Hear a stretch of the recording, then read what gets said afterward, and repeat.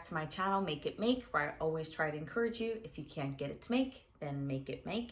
And today we are going to be steam juicing some gorgeous, beautiful cranberries. I am so excited to work with these. They're a lot of fun to cook because when they cook, they pop and burst open, and it's kind of like hearing cranberry popcorn as you cook them down. We are going to be using a steam juicer. I'm going to show you how to use that. So let's get started. So here is the steam juicer, and I'm going to explain to you real quick the components of it, especially if you're thinking about getting a steam juicer. I want to talk to you on how to use it real quick. So there are 3 different layers for the juicer, and the first layer is the bottom part where you will put your water in, and I'm going to be probably putting in about 2 quarts, and then you have a notch here, and then you're going to put that layer there. Then you have the second pot here where this hose is, and that is where the juice is going to be coming out of, with a clamp to stop it until you're ready to drain it. And this is where you would set this part of the pot on top of that notch that we were talking about. So water, and then inside here is a funnel, and as this water steams up, this funnel will have steam coming out of it, really hot steam, to help break down the fruit or vegetable of your choice that you're going to use. And that's where the third pot comes in. You will be putting in your fruit, vegetables. Today we're going to be using cranberries, and the steam will come up through these holes, essentially breaking down the fruit, and then therefore dripping the juice down into here.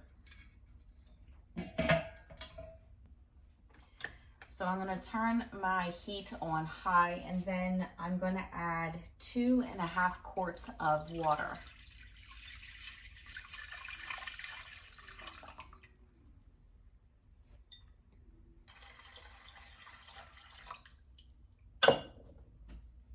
All right, so we have our water poured, put our second layer and third layer. Let me put this down a little bit further. I have a stool here because your juicer has to be higher than what you're gonna put it on. And the stool yet is not even high enough, so if you have something more elevated, that's great. And then I set my glass here. All right, so now I'm gonna add my cranberries. I think one got away. Yep.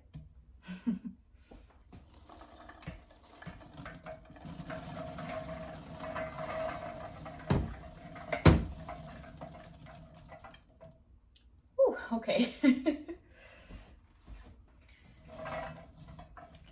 All right, that's filled pretty high, and that's fine. I feel good with that.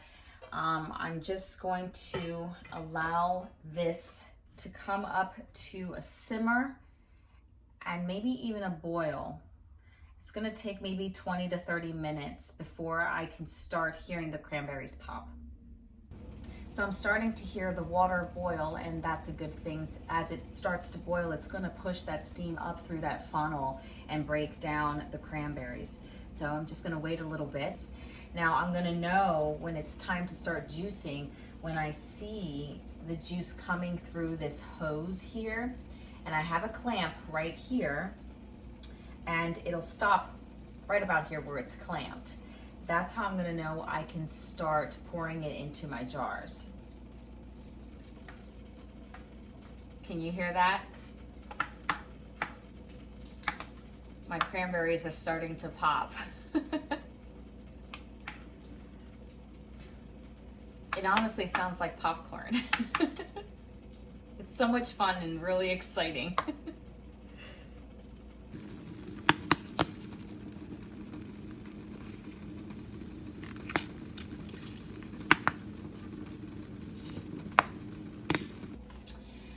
All right, so I am starting to see some juice come in the hose here. So what I'm going to do is just turn down the heat a little bit, not too much, like a medium high.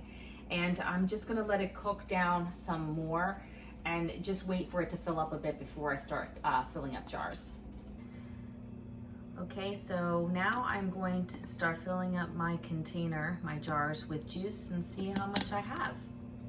Going to release my clamp. This can get really hot, so you want to be careful. And if you want, you actually can strain this if you don't want any pulp, but I don't mind the pulp, so it's fine with me.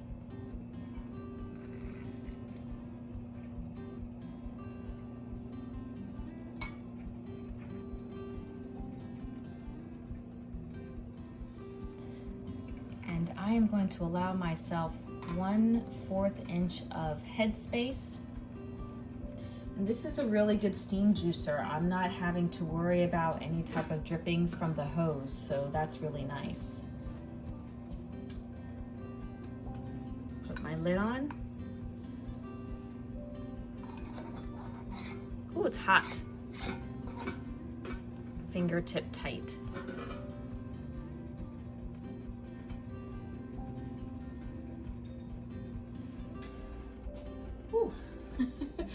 I have a lot more cranberries to go. But what I am going to do is kind of mix up this pulp a little bit, because I know that there are some cranberries in here that just haven't popped yet, and that's fine. And I'm just going to keep adding some more berries. It's a fairly simple process. It just takes some patience.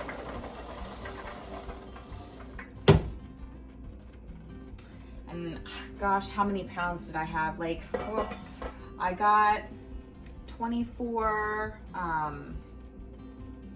packets, 24 or 25 packets, and each packet had like 12 ounces of cranberries in them. All right, I'm just gonna go fill up some more jars.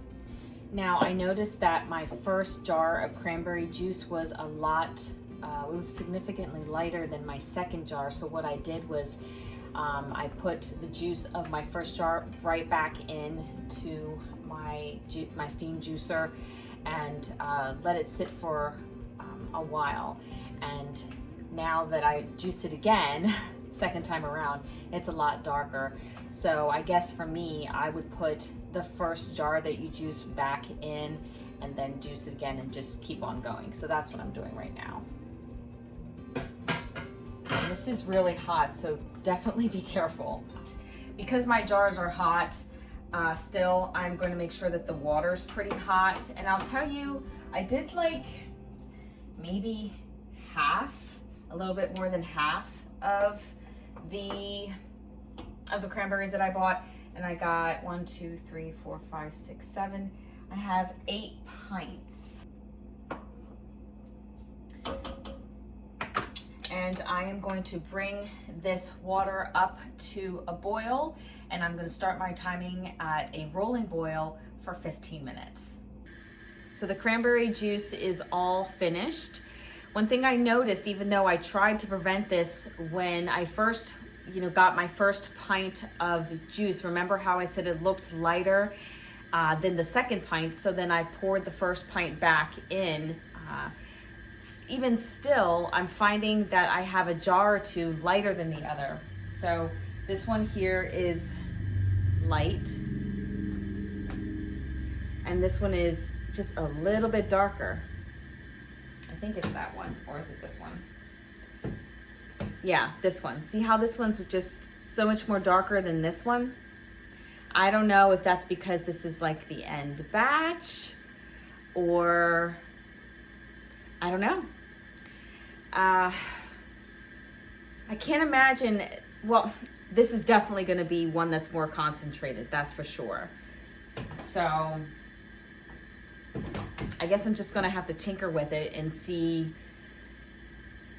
what I get, how it tastes. Maybe taste it first, see if I could add some more water, sugar, if I want to add sugar. I'm trying to think of maybe adding something better. Like, could you add honey? Would that taste right with the cranberries? I don't know. Either way, I am very happy with it. And this is another learning curve for me in making juices. I'm also noticing that with cranberries, it took a lot of cranberries just to get this amount of pints because they're not super, super juicy. However, I am very happy with the pulp that I got, and I'm going to be doing a couple videos on what I do with that pulp because I'm not going to throw that away. All right, guys, well, take care. I hope you enjoyed this video, and as always, God bless.